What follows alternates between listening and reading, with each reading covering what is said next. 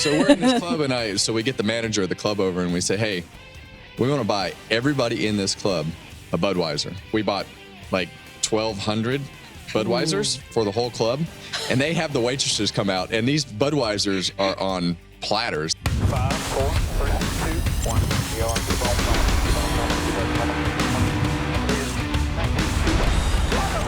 California's Kevin Harvick does it. Straight making right there.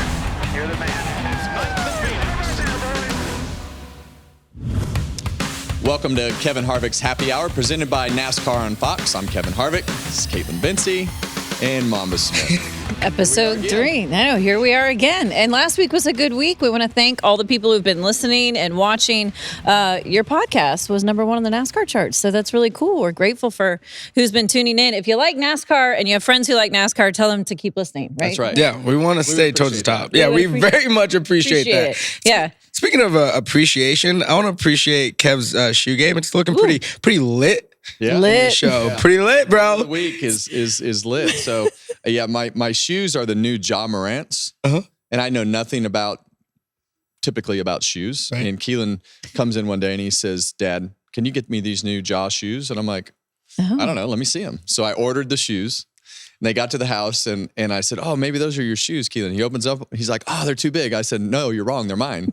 But good idea. I said, if you want some shoes, you're going to have to get a job. So you did my boy dirty. Why'd you do him like that? It was a little bit dirty, but so I'm going down to the 11-year-old generation of shoes. Well, I don't know. Yeah, easy. Calm down. I mean, I'm 32. I would wear those. You'd wear these? I think those are very age appropriate. They look good. I guess I could play basketball in them, but probably one and done. Okay. You think he's going to have enough shoes to last every new episode? What do we say? Over, under on this? Well, I was just asking for some advice. I mean, I don't know how often that I should wear this. How often would you wear those shoes again on television? I don't know. I'm going to give it a couple of months, probably in Do between. you think somebody would notice if you wore them within 5 weeks? Yeah, probably. Okay. You know, they notice everything. You're going to have to get more shoes. I got to be honest. I wear these more than once on stage, and people always give me compliments, so I'm going to keep rocking with them. Okay. They're sharp looking. There you go. I'm just a touch out of style. We'll get there. No, we're working on it. This is a long season, okay? Right. We're going to recap, obviously, everything that happened in Vegas. Look ahead to Phoenix, where you are very, very good, I might add. You'll have your social segment. Yes, we will. But before we do all that, you mentioned the word. So you go ahead. Yeah. So appreciate everybody, and the response to the word was fantastic. Kev, let's run it back. Let's hear exactly the conversation with you and Bubba Wallace. Man, we're doing exactly what we wanted to do. Start the season off a little bit different than my last 6. So proud of the team, proud of the effort, everybody back at Airspeed and everybody on the 23 team. We've been doing a really good job. So got to keep it up. It's only the 3rd race in. So top 5s are great, but you got to make them last. You got to make the momentum last. That's what we're focused on today. All right, buddy. Well, that Columbia Camry, it looks pretty lit today, so floor that thing. You're too old to be talking like that. Pretty lit.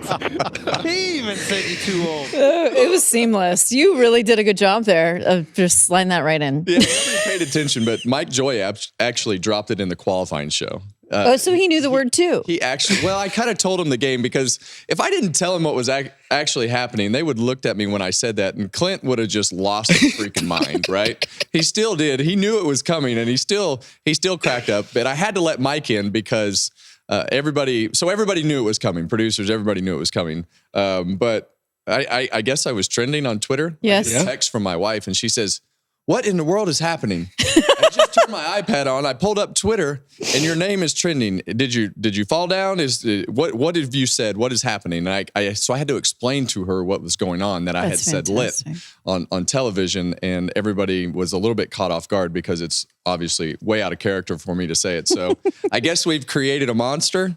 We have something like that. Is Yep. that what we've done? We have. So what we're going to do too is, for anyone listening and everyone out there, if you want to potentially be able to have some fun with Kevin, make sure you give us a 5-star review and the word that you want us to use, and we'll see. We might slide it in there for Kevin. We're getting the fans involved now. So we're going to do this every week. Oh, it's on. Okay, so I'm getting the word on Friday, and I have to figure out how to incorporate it on Sunday. Correct. And you know what makes it even better was Bubba's reaction. I know. Because I know Bubba, I know him well, and we talk on occasion, fair amount, and his reaction was instant Like it was spontaneous, and he was instantly like, "Oh no, that is You are too old for that. Don't do that anymore." So apparently, he was definitely not in on the word. It's amazing how fast the fans picked up on it. Like Quick. this was very quick. Yeah. So I'm excited to see what you choose this week. I know, I'm excited too. I'm not, but It'll be fun. I'm not. I'm going to participate. Yeah, It's going to there be you fun. go. Okay. So we'll be on the lookout for that. But I want to talk about Vegas. Was it about what you expected this race to be? I mean, Kyle Larson obviously had a dominant performance. The closing laps, though, with Tyler Reddick, Yeah. the battle was good. What'd you think? Well, I think from the beginning, we really expected Kyle Larson to compete and be the guy to beat. And really, before the race, we talked it was Kyle Larson versus his right rear tire. That was really the biggest battle that he was going to fight was could the tire withstand how he likes to drive his car and how much would he fall off at the end of a run. And I don't think he missed a beat pretty much all weekend, and that right rear tire survived. And he can just drive his car looser than most guys. And when you look at the finishing order, I would tell you the same thing about Tyler Reddick because of just their style of driving. I feel like Tyler Reddick was the better car, especially at the end of the race. And Kyle Larson just did an absolutely phenomenal job of putting his car in the right spot to air block and do the things that he needed to do.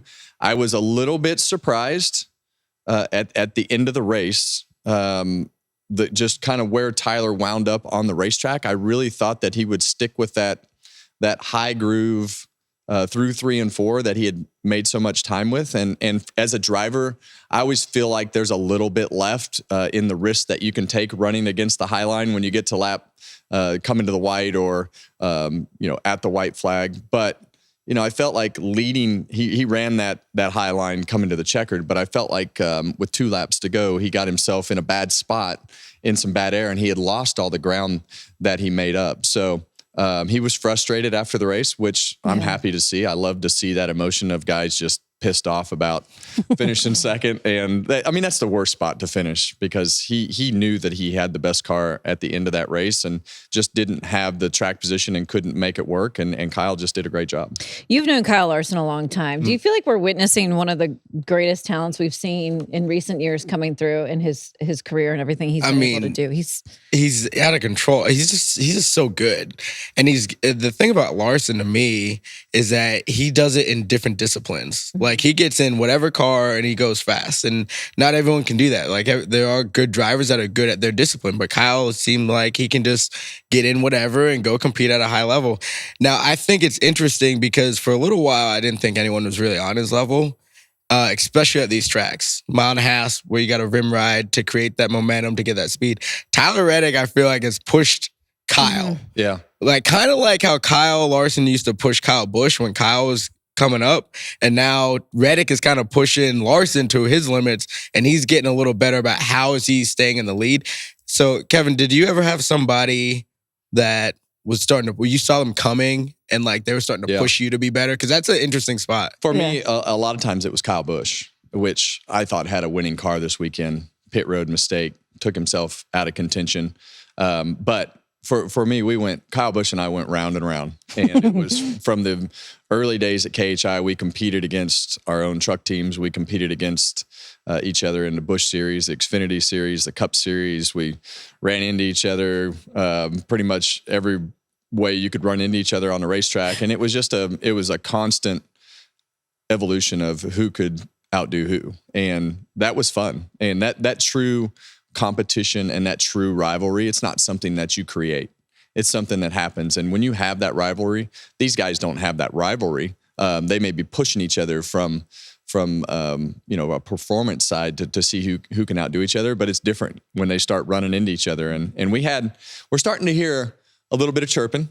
A little bit of chirping coming on post race. We got a little bit of chirping post race. So the fact that they're starting to chirp because that style of racing is frustrating. It's fun for us to watch, but it's frustrating because of the fact sometimes when you have a faster car, you can't put yourself in the right position to get by a guy unless you just outsmart him, outthink him, or something happens. Whatever happens right there, and so I like the fact that we've got a little chirping going on. Yeah, you mentioned Kyle Busch and the fact that he had a pit road issue. There were a lot of teams kind of that did. Guys making mistakes, veteran drivers making mistakes, pit crew making mistakes. Were you surprised to see that? Or not at all? Yeah. And the reason that I say that is you always see early in the year a ton of mistakes. As we go throughout the year, there's going to be mistakes here and there. But when we get, probably for the first 7 to 10 weeks, there's just going to be a lot of mistakes because guys are not in a rhythm.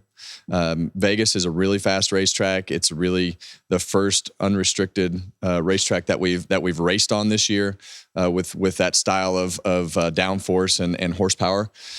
But Vegas is a tricky pit road. It's hard to get on to pit road correctly. You have some corners in the middle of pit road with the quad oval there that you have to navigate the pit road speed and everything that comes with that. But the pit boxes are really, really slippery. And that's something that I always practice before the race would start in practice. And, I think that just when you try to get a little bit more there, you see exactly what you saw with Kyle Busch. You see him slide through the pits. But it wasn't just Kyle Busch. No. Austin Cindric had a great run going.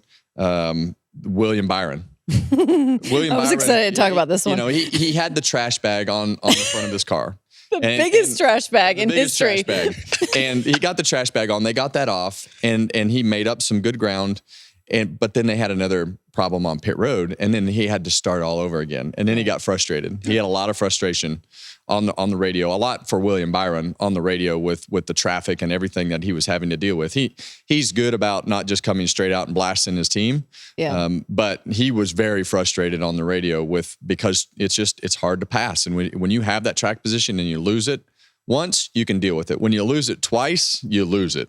Still got a top 10, which is impressive. Yeah. There was a beer can in the trash bag. Course. Really? Mountains were blue. Hey, one time we were at Texas and we came in from the race. This is not a lie. I promise you this is a true story. We came in from Texas and there was a $100 bill on my grill screen that was just hanging there.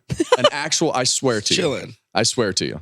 $100 bill. That's got to be good. Where'd you, yeah. We didn't frame. One of the guys on the team actually works on my late model team now, actually is the one who took it off the grill and he kept it. Yeah. That's impressive. Get rid of that. I mean, you come in a lot of times and there'll be razor blades stuck in the nose. There'll be stuff that goes through and is just stuck in the nose. But that was the most random thing that I've ever had was a $100 bill stuck on my grill. At least it was 100. At least it was 100 out of 5. Good. I literally thought that the wrap was pulling apart. Because the color that there was, it's that base color of the and panels. It happened to Ross Chastain. Right. In practice and qualifying. They had to go to the back of the field to be able to start the race because they had to reattach the wrap to the hood of the race car on the one car. But yeah, that trash bag on William Byron's car was pretty lucky that the engine didn't blow up because the temperatures went up so fast for him. And he came in and I think he said it was 350 degrees. 350, yeah. And what happens when you get to that amount of temperature, the ECU will actually go into survival mode and start cutting power out of the engine. And that's probably what saved that engine. But you see him tear that trash bag off and he was able to go back out and got himself back up into contention. I felt like if he could have stayed up front, he would have been one of the cars that was closest. I felt the 24, the 8, and I think as Tyler Reddick was probably the best car and the 5 car of Kyle Larson were the best ones. That's got to be so frustrating for a driver. Something like that, debris, trash bag derailing your whole day. I mean, I know there's nothing you can do about it. But. Yeah, and I always look at it as, hey, it's kind of a balance. Just, for William Byron, you say, well, I just won the Daytona 500 and was a part of causing. Now I'm in the trash. Was a part of causing the crash, lucked out. So it should be pretty easy to balance that out on Monday morning. I got a trash bag stuck. I still finished in the top 10, but I did win the Daytona 500 with some pretty good luck. Yeah. You gotta ebb and flow with it as the good luck comes and goes. You can always go back to, guys, we won the Daytona 500. That's right. Right? That's right. Speaking of winners and stuff, Blaney, the champ here, reigning champ, he's looking like he's racing like a champion. You know what I mean? Like, they seem like they have confidence to where they're like, we've been here before, we've done it. So when we get behind a little bit in speed, they're there by the end of the race, right? 2 back-to-back third-place finishes, and they got that chip on their shoulder. Like, they feel like they deserve to be here. And I feel like he's racing different. Is it different going from champion, being a or non-champion to being a champion? I think so. I feel like it has to be. It's instant confidence forever. Yeah. Because you can do it. You've won that championship. You know how to go out there and make that happen. And I think for Blaney, having that confidence. They're racing just like they did last year. They didn't have the fastest car by any means. The Fords were really and most of them struggled. Yeah. But Blaney was the fastest Ford again, which that has been the typical case. But I think in the beginning of the race, it took them a couple runs to figure it out. And obviously they're dealing with a new style body to get the balance right on their car. But I look at it as typical Blaney now, being able to just do what he needs to do to put himself in position to try to compete for the win at the end of the race. And they do a good job. And whatever he and Jonathan have going, they just need to keep it up, because once you find that chemistry and that confidence and are able to take what I viewed as a 7th or 8th place car and finish better than that, then you're having a good day. And I think they didn't make any mistakes. And that's what I preach to all of our guys. Don't make any mistakes. Do the small things right, and you will be able to finish well. And Brad Keselowski had one of the worst cars there, and he finished 13th. Right. Mm-hmm. And that was just by having good restarts, getting everything he could out of each run to not lose a bunch of positions on a restart or make a big mistake or pit road or any of those issues. And he finished 13th with what I viewed as a 25th place car. And when you look at his teammate Chris Buescher, they made a mistake. Right front tire falls off into the fence and end of day. So those are the things that you just don't want to happen right now. So we're talking really about any week, right? So those are veteran drivers. One other driver that stood out to me that's not a veteran who's still coming along in the Cup Series is Ty Gibbs. Yeah. Thought he had a very impressive day, even though they did have the issue there on pit road. What do you make of what you've seen out of him already? Is this kind of like his breakout year, you think, in Well, the you future? guys know I'm on the Ty Gibbs train. Yeah, I do. Yeah. Well, that's why I brought him up, Yeah, you know. you know I'm on the Ty Gibbs train. I think he's going to win. I think, he and his teammate, they got frustrated. He was frustrated with his teammate this weekend on the radio with Martin Truex and the way that they were jerking those cars around. And you could visually see the frustration with the maneuvers that they were doing with the car, and the radio backed that up. With Ty, he's got the speed. And I think if he can just stay off the radio, I think it would do him a lot of favors if he could just learn how to yell at himself. I think that would go a long ways with him, because then he wouldn't have to answer all the questions during the week about something that he said. I think that he's got the speed, he's got the racecraft, he's just got to put it all together. And it's very similar to Blaney, right? We've heard him frustrated a lot on the radio and before this year, and he's still going to be on the radio, but it doesn't seem like it's as much right now with that frustration. So being able to be frustrated every once in a while and not all the time is different once you get that confidence and you get that win. And I think he's gonna knock that win off at some point this year. What do you think about Ty? He did a great job not having first gear and getting off of pit road. Yeah. Like, that was, I thought for Ty, that was massive. I'm like, okay, not a meltdown, but you're already frustrated. Like, don't forget that you got to rev it up. And he got the rev up high enough to get the tire spin to get out of pit road, right?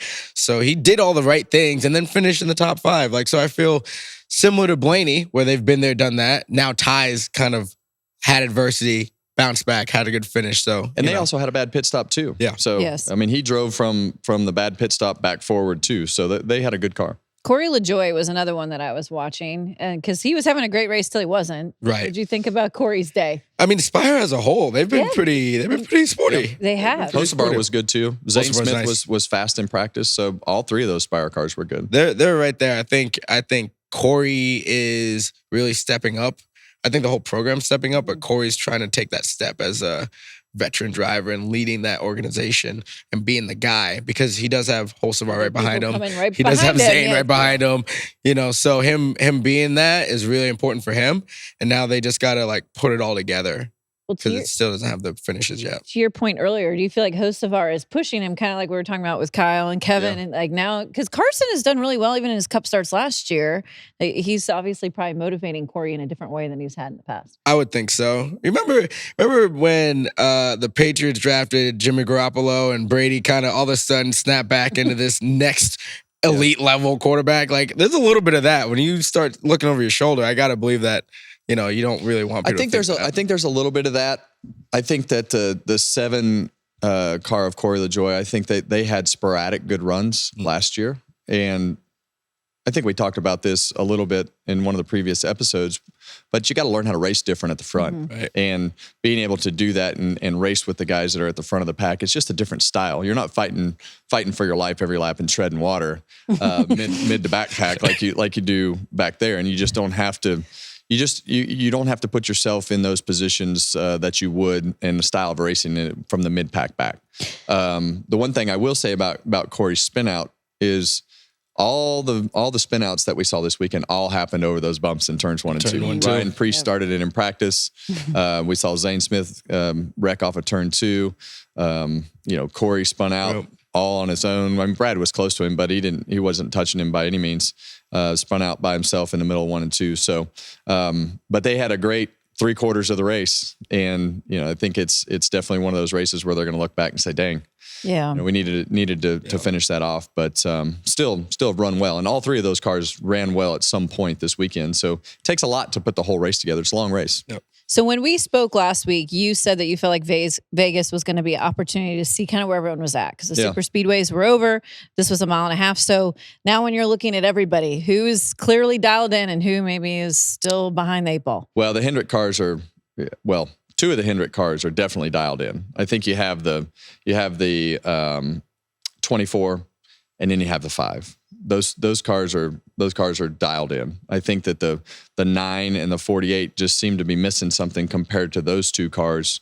I think Tyler Reddick's going to be around a lot in that particular package with what I misspoke about last week, the same diffuser that we ran last year. So that 1.5 mile package is the same as what we had last year. The diffuser changes this week along with the spoiler and everything that we have for the short tracks and road courses. So with that said, I think that the Toyotas and Fords still have some room to work with understanding their bodies. I think the Fords are the furthest off. I mean, Blaney, I think, overperformed compared to the rest of the Fords. I think that the Toyotas, I think they were pretty solid this week, but that's a pretty typical good racetrack for Joe Gibbs Racing. So, look, Kyle Larson and William Byron are in the mix. Logano qualified on the pole, but kind of went straight backwards without the web glove. Yeah, without the web glove. But I think it's it's the Hendrick camp that's the camp to beat right now. Yeah, I mean, the Toyotas at 2311, they got speed. Even though Bubba had to cut his lug nut off. Cut the lug nut off yeah. to finish the race, but he, obviously had speed because he's hung right with Larson and Reddick and was helping Reddick have a shot, which wild. I thought that was cool because, Bubba obviously could have messed with Larson and didn't, and then gets behind Tyler and tries to, help him out a little bit more. And so that was cool to watch. So they're going to be right there. Surprise visit in the top 10, Noah Gragson. I had him right down. Stuart Haas, the 14 had speed in qualifying, I think. He was in the final round of qualifying, and then, the 10 ran well. And I want for Noah to have a quiet year, but a successful year. Yes. I want us to talk about his performance and let his performance speak for himself and let him keep progressing like that. Yeah, I think when you look at the 10 car and you look at what they did at Daytona, had a solid finish, didn't score many points, before that, but had a solid finish, figured it out by the end of the day. Vegas fired right off out of the gate in practice and had speed. And that's resulted into a solid finish. And I think when you're talking about a 6th place finish, I think is where he finished. Yeah. And so that's the type of day that they need, a quiet day, just solid, quiet day, because he outperformed his other 3 teammates by a fair distance. So I think that's a tip of the hat to them just because of the fact that they did run well from the time the green flag dropped in practice until the time the checkered flag dropped in the race. Yeah, good for Noah and company. Now the next race for everybody is Phoenix. And I want to brag on our guy here for a minute. He's probably not going to like this, but he had 9 wins there, 4 consecutive, 20 top 5s, 31 top 10s, and over 1,700 laps led. Those were your numbers at Phoenix. Was a good place. and you and I should just leave. Yeah, you don't need us to talk about Phoenix. Yeah. That is amazing, though. And it's actually very rare that a driver has that kind of success at one place over all those years. I mean, I think of Jimmy Johnson at Dover or something. But that's incredible. Well, thank you. It was definitely a place where we enjoyed a lot of success. And for me, I grew up as a kid in Bakersfield, California, and Phoenix was the place you wanted to go if you were racing the Truck Series or the West Series, Southwest Tour cars. That was kind of our Daytona 500 as we would go through the season. You wanted to go over there and perform well while the Cup guys were at the racetrack because the Southwest Tour race was there. At that point, the Winston West cars were getting a provisional in the Cup race. Oh, were they really? Yeah, so they got 2 provisionals right before I started racing the West Series. They actually got 2 provisionals in the Cup race to run during the Cup weekend. So that kind of gave it a little more flair, I guess you could say, to be able to go to Phoenix and kind of showcase what you could do if you could just somehow figure out how to keep yourself in contention and get seen during the Cup race at one point or another. That was a feather in the cap. But as a kid, I spent a lot of time over there, raced my Southwest Tour cars and trucks, and was able to gain a lot of laps in the beginning. Well, not in the very beginning. In the very beginning, I crashed a couple times, but we were able to gain a lot of experience. And I always felt a sense of pride when I would go to Phoenix, just because that you wanted to do a little bit better there than you did everywhere else. But I had a ton of laps before I ever ran in the Cup Series, whether we got our first win at KHI there in the Truck Series in 2002. So that was pretty cool. We won our first Cup race with Stuart Haas racing there. I think it was the second or third race that we were actually on the racetrack together. We went over there and won. So that was, it's always been a great place for us. We're fortunate to have a lot of success. And for me, very fortunate because it was in front of my longtime fans that had watched me race there since the mid 90s. And to be able to perform well there and have success at that particular racetrack was always something that was pretty cool. Wow, that's amazing. Does it what wins stand out to you? Is there specific ones? Definitely the Stuart Haas win, getting to victory lane with them so early in the season and just checking that box and being able to say, okay, yeah, we're for real. Because at that point there were still a lot of questions. Stuart Haas had a couple of kind of offbeat years compared to what they had done when they started with Tony there, and to be able to say, okay, that wasn't a bad move. That's actually going to work out okay for them because they've come and won. I think I guess it would have been 2006, whatever the race was with Jimmy Johnson to be able to hold Jimmy off and with a late race restart there. That one was fun, and then the beating and banging with Carl Edwards coming to the finish line and winning by a couple inches was pretty neat. So Carl had a couple of new tires on, and for us, we had stayed out on the racetrack and we're kind of vulnerable at this particular point. But it goes to show you how fast our race cars were. But we're going to come into turn 3 here, and Carl's just going to send it on the apron.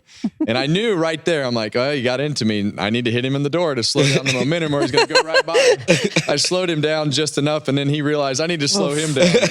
And we had some pretty serious contact there, but a great finish for the fans. And at that point, had a pretty good streak of wins and things happening at Phoenix. So special place. My grandpa used to go to Phoenix, and he had a motorhome, and he would take it over a month early. Wow. Because at Phoenix, before they put the tunnel in, you had to go over the back straightaway to cross over into the infield. So I would drive my Southwest Tour trailer and stuff over there, but he would always go over there a month early and park the motorhome because of all the Cup fans that would come in. So he'd go park the motorhome, and it was right at the end of the chain link fence. And every year when I would get there, this motorhome was parked there. He'd be standing at the fence smoking a cigarette, and he would yell at me until I would come over to that fence and talk to him, because they'd always stage you in line back there and put you in line to pull the trailers in. And when everybody was there, then they'd pull you in one at a time. And if I drove by that campsite, my grandpa would yell and scream until I came over there and talked to him. So classic. Yeah, it's been a long time. Looking at that video, that's the old configuration. Or the start-finish line was down what is now the backstretch. Right. I always get this very confused. Yeah, I did too. And when I raced there in the fall, I raced the ARCA race in the fall, and I was calling the turn 1, turn 3. I was very not helping my guys with that, very messed up. Can you tell a little bit about the difference between the configurations? It's because the old one used to have grass down the dog leg, and now we can run through there, and it's elevated and all those type of things. Really, it's all different. They actually put banking in what is now the front straightaway. and they put that dog leg. The dog leg's in the same spot. It's just way more banked. Yeah. So that their whole theory was, how are we going to design this racetrack so we can make it have a stadium feel and everybody can see more of the action? So they took all the motorhomes out of the infield. It used to be covered with motorhomes. You had a tough time seeing from turns 1 and 2 down to 3 and 4 because of the tops of the motorhomes. So they put the motorhomes around the outside of the racetrack more than what they were and built more grandstands in 3 and 4 at the start-finish line and like they are currently. So the front stretch is more banking.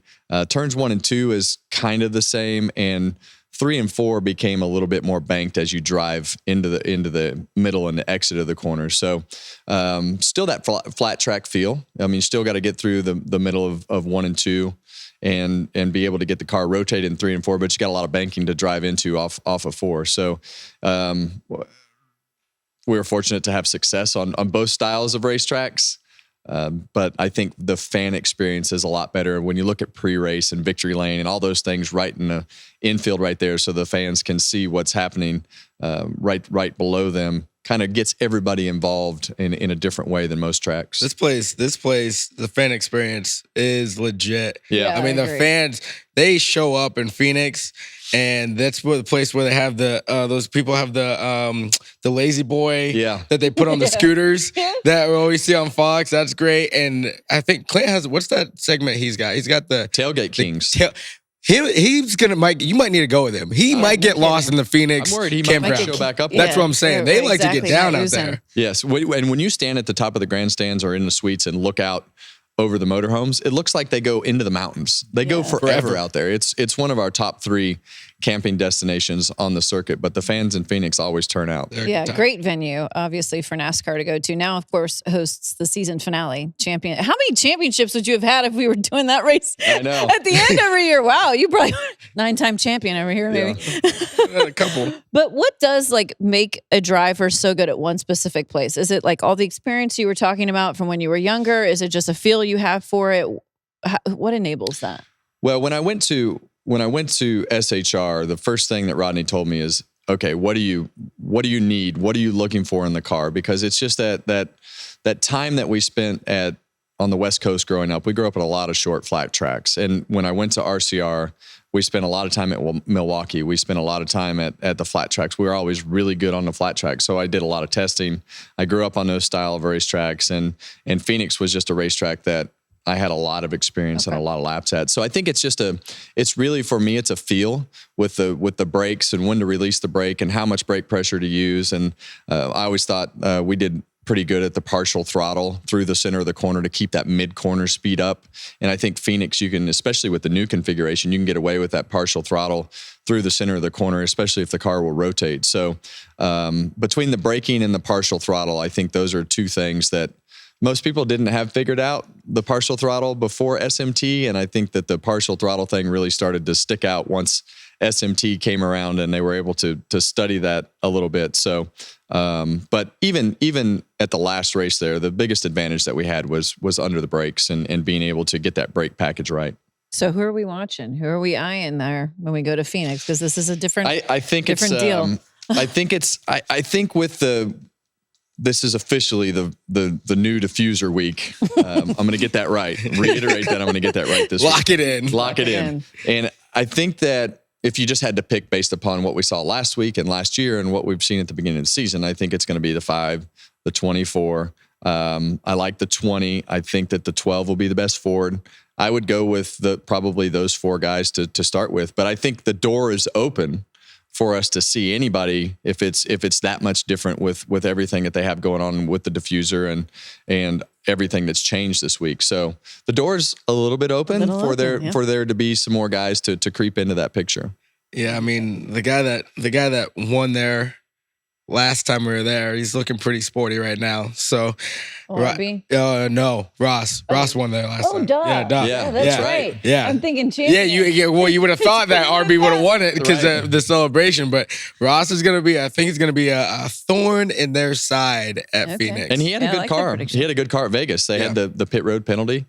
He battled back and actually ran the last part of the race on 2 tires. So I agree. I think that until beaten, He's run well there pretty much every time they've been there. So until beaten, I think you have to put them in that mix as well. So you were mentioning when you raced there recently. Yeah. What was challenging about this track? What do you think is the tough parts of it? It's a real momentum. Like, so 3 and 4. Yeah, 3 and 4.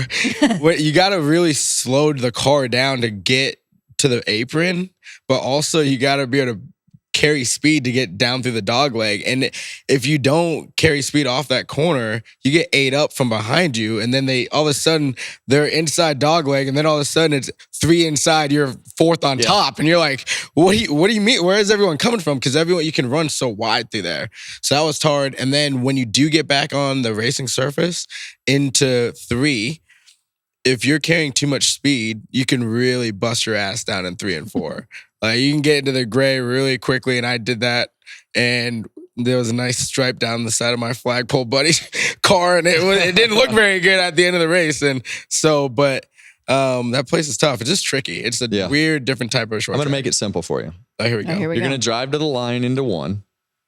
You're going to aim for the line on the bottom of the racetrack. You're going to let off the brake, either touch partial throttle or floor it. Stay on the white line. When you let off at the 2 cones into 3, you're going to aim for the wall, put the left front tire in the trough. As soon as you lift off the brake, floor it, drive to the start-finish line. You got that? Okay? Yeah. You lost me at like something about the second line. He said line like 8 times. Oh, there you go. It's that simple though. But for the drivers who are listening, though, they should take that into account from a true pro at that place. Yeah, I mean, that's the simple part of it. Now you got to get your car to work. Yeah. Yeah, that's like the old days of Thunderline. All right, kid.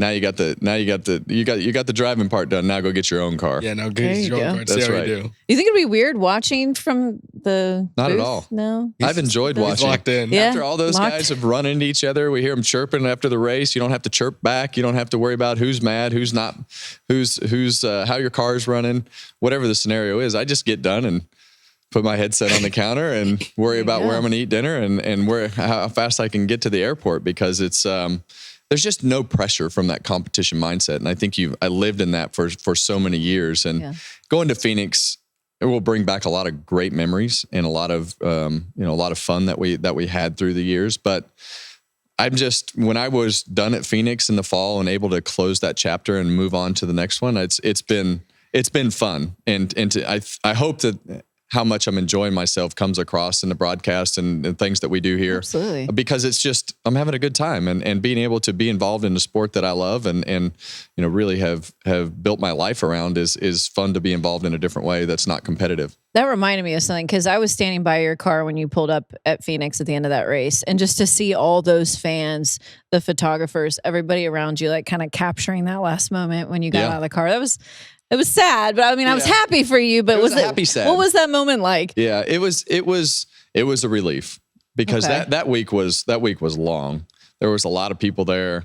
There were a lot of emotions going through your head, because it was the last week. There was no more next week, and up until that point, there had always been a next week or a next year. And then it all hit me going into that week. I was like, this really is the last week. Yeah. there is no more next week. Now you're going to have to deal with the emotions of dealing with that last week and dealing with everybody being there and dealing with, seeing your kids when you get out of the car and having to hug your wife and tell her that was it. It was a great ride. And for me, it was looking at the team. Because those guys all have to do something different. They have a different driver, and everything that you'd been a part of building to that point was over, and it was official. Mm-hmm. And so I think that for those emotions and everything that was going through your mind at that point, it was that week was a lot to deal with. And when it was over and I got out of the car, I was like, okay, I don't have to answer any more questions. I don't have to worry about any more emotions. And it was finally official that it was over with. You're not a super emotional guy, I've noticed, but maybe I'm not. But I was emotional that week. I mean, the standing ovation in the drivers' meeting and the kids on the radio and everything that was happening during that week was just, it was emotional. And there were a lot of people there. There were a lot of people that cared about everything that you did. And the biggest thing I learned last year, what you did in your career meant different things to different people at different times in their life.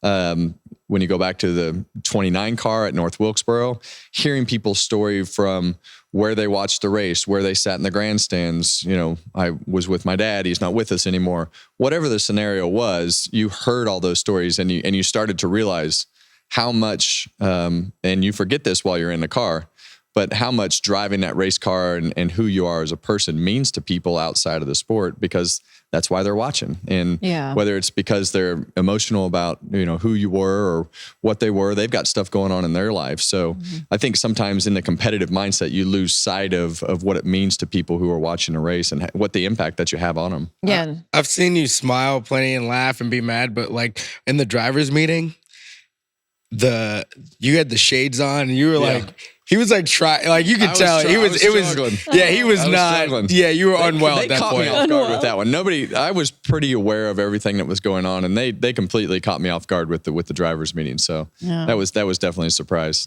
I'm sure emotional moment, but we're glad that like we still get to see you all the time. Yeah, it's not like you're done. Yeah, you know, no, I have a 9-to-5 job. So 9-to-5 Welcome back. Thanks. And welcome back to you. You're going to the track this weekend out of Phoenix. Oh, welcome to work. I know. Yeah. I've been off for a couple weeks. Chief Hype back in action this weekend. On it. We're gonna be doing driver intros. So, what have you been watching on social? We're gonna be making some social moments this week.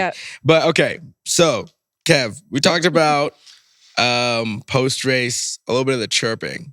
So after Daytona, LaJoie and Hendrick had a moment. They had a little bit of chirping going on. LaJoie was basically like to Austin, because Austin was mad that he made a move, and LaJoie's like, man, I'm going for the Daytona 500. I don't care. And we're not friends. Like straight up said, we're not friends. Well, after this week, Ross, talking to Bob Pockris, was a little bit like, yeah, you know, we had a good run. We fought there at the end. I want to, you know, it's cool to see Blaney learn how to use the air blocking. He's got that. Yeah. A little shot across the bow. Yeah. And Blaney saw it on Twitter or on X, and he responded with a little, there it is. That's ironic because, you know, obviously that's from, that's the Emperor from Star Wars. So, of course. So they see each other. Oh, yeah. Like, I'm excited. What do you think? Well, I hope that neither one of them back down, because I want to watch.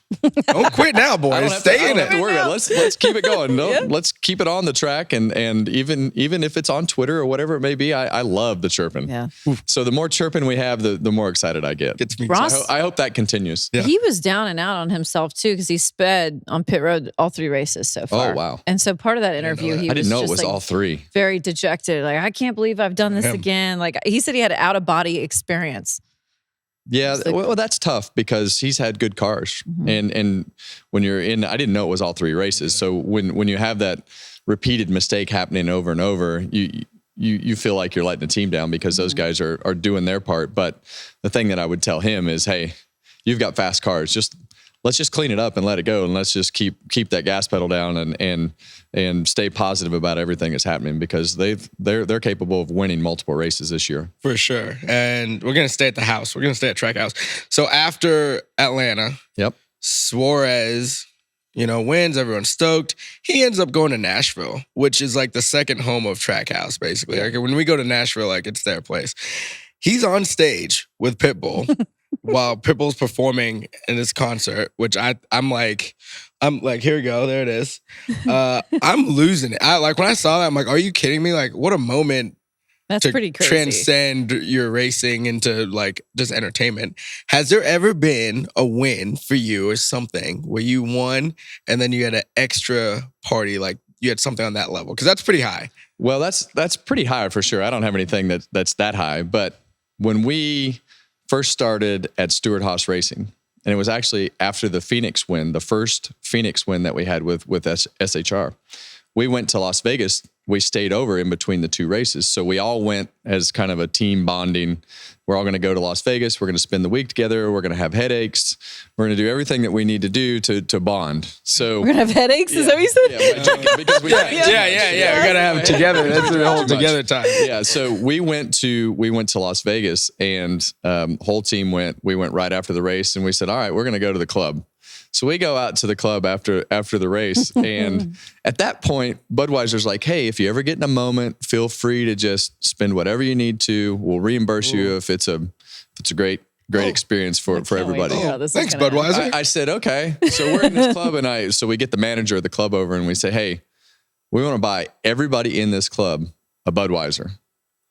So we bought like 1,200 Budweisers for the whole club, and they have the waitresses come out, and these Budweisers are on platters, and they've got 15, 16, 18, I don't know, waitresses that are coming out, walking through the club, and they've got sparklers blowing up on all the platters and all these Budweisers, and just handing them out to everybody. And then we did a toast up on the stage, and gave free beer to the whole club. Okay, that's pretty awesome. No, that's too. pretty. Yeah, that's really cool. Imagine just being there randomly. You're having a good time in Vegas, Yeah, and like there's Kevin Harvick. Well, they're giving you random Budweiser, and you're like, why am I getting? No, this? we announced it up on the stage. Oh, you did? With the DJ. Okay. Oh, yeah. you and everybody explained what was happening with all the free beer coming through the club.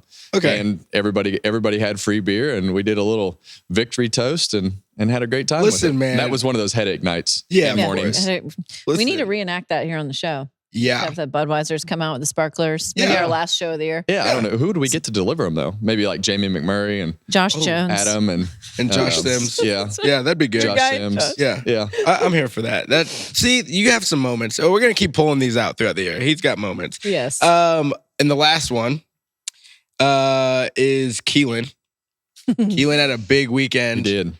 It was huge. He got some dubs in the legend car, and then he went from the legend car race to a UFC fight, which obviously you're heavily invested with Cowboy Cerrone. It was not a UFC fight. MMA it was fight. a local MMA fight. Oh, okay. At the racetrack. Oh, was it at the track? I did not even understand It that. was at the building in Dominion. That building, they had the fights out there. Wow. So the kids got to go from racing to fighting, which seemed to go hand in hand, I guess. But he did have a good weekend. He won all 4 races in his class, finished second overall. Nice. And was able to. It was kind of one of those semi-wet, semi-dry type situations. So it was really good experience for him to be able to go through all that and see what it's like to get punched in the face. So you always got to have those life experiences. So I think he felt like he got punched in the face after he opened these shoes up and realized that they weren't his. They weren't his. Yeah. He is fun to be a teammate. I got to be a teammate with Keelan last year. He dumpstered me. I mean, Did he? it was pretty bad. Dumpstered. What? Dumpstered. Please give me the definition. Dumpstered meaning like I was trash and he was great. Okay. Like it was. I got you. Yeah, I wasn't. But it was fun to be around him, and he won't listen to me about racing. It's hard to just show up and whether they're 11 years old or 32 years old. Yeah, I feel like you're hanging on this age thing because you thought I was younger about 2 episodes ago. Yeah. And now ever since you found out, it keeps I'm coming excited up. that you're closer to my age than I thought you were. That's funny. But that's good that, I think it's really cool to get to see your son win and already having success. Well, and this weekend he was there by himself, so he's able to experience those things and have to learn on his own and do all the things that it takes in order to put himself in a position to have to fend for himself, because this is a fend for yourself world. Once you get to the top level of the sport, and obviously I'll be there a lot as we get into the second half of the year, but right now he was able to have a good weekend with his buddies, and they had all kinds of fun. Yeah, we started with every time he won, we get ice cream, and now that's gone. I mean, I'm sure he still likes it, but it's not as much as it used to be. Yeah. So now I got to find something else to reel him in. Yeah, something new. Yeah. I guess maybe MMA fights. Yeah. Basketball games. Now it's Something. getting more expensive. You're going to have to, maybe we just cut off a couple pairs of shoes and buy some basketball game tickets. Yeah. It was better when I could just take him to ice cream because it wasn't that expensive. Now that was like $5. Now basketball games, $100. We're in a whole other level here. Range. Yeah. You got that one more item on your list about reclinings? Oh my goodness. I almost forgot. Yeah. Thank you, Kaitlyn. You're welcome. This is my favorite. So when we were in LA, me and our social team, shout out to Isabella and Kaylee and Osley, because they brought this to my attention. They're like, do you recline your seat? Because you get upgraded so much. Do you recline your seat on the airplane? And I'm like, Kevin flies private. He's yeah. Look, he's getting nervous. Yeah. I'm like, yeah, of course. So do you recline your seat on the 100%. airplane? I put that thing, as soon as that ding goes off, I'm putting my seat back. So your seat goes back too. Yeah, that's my thought. So yeah, if my seat goes back, your seat goes back. We're in the same position that we were before we were There you go. sitting up Nothing straight. changed. Yeah. So what's the big deal? I don't They understand. thought it was disrespectful. to put your seat back? Yeah. And I'm like, it only goes back, but like this much. That's overthinking it. It is a very slight That's overthinking it. I'm reclining it before when they do that. When the I'm flight going attendant back. does that last up and back, I am. Oh, I thought they didn't let you do it then. They were like, you're don't. supposed to be Who's going to upright. tell you not to? Yeah, I'm sit a down. rule follower, I guess. Do you put on your a seat plane. back? I did this weekend because I remembered this conversation, and I flew Vegas commercial, obviously, in a middle seat. Which You booked your ticket It late. doesn't get much worse than that. So I did. Is that true? You booked your ticket late? Yes. See, you knew what it was. That's the only reason you wind up in the middle. If you waited too long to book your ticket. Yes. Or you don't have status. I'm executive platinum. That's right. No big deal. Listen, guys. Yeah, but I did. I reclined back this week. That's what you do. That's what you do. Okay. All right. So now we know the proper airplane etiquette. We're gonna a little airplane etiquette every week because it gets Yeah. different. It does. All right. Time now for our last call. What we're looking forward to in the weekend ahead. Kevin, you're up first. What do you say? Well, you guys know that I'm going to stick to the competition side of things. So Fair. I get geeked out over the rule changes and everything that comes with that. So I'm geeked out about the diffuser change and everything that comes with the diffuser and the spoiler and the whole package this weekend to see is it going to be the same guys?